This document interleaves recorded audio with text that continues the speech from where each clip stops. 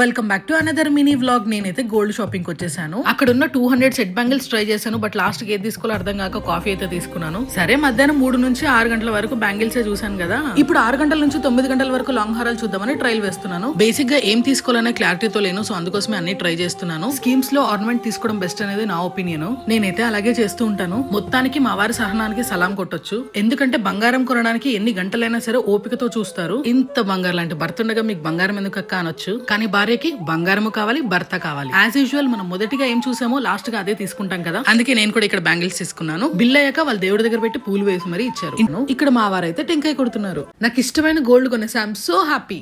But బాగా అలసిపోయా. Face కూడా బాగా డల్ అయిపోయింది. ఏమైంది ప్రౌలిక?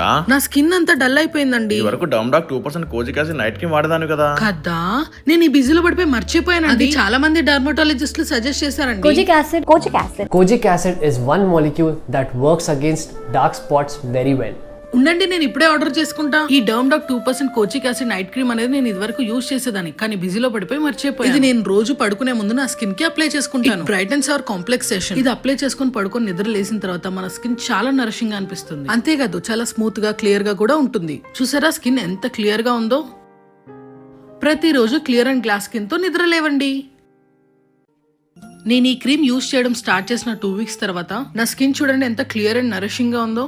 ఇది వాడిన తర్వాత దీని రిజల్ట్స్ చూసి నేనైతే చాలా హ్యాపీగా ఉన్నాను. అండ్ ఇది బడ్జెట్ ఫ్రెండ్లీ కూడా. మీకు కావాలంటే QR కోడ్ ని స్కాన్ చేసి తీసుకోండి. పర్పుల్ లో కూడా అవైలబుల్ గా ఉంది. ఆర్డర్ చేసిన 3 అవర్స్ కి డెలివరీ వస్తుంది బెంగళూరు, కొచ్చి అండ్ చెన్నైలో.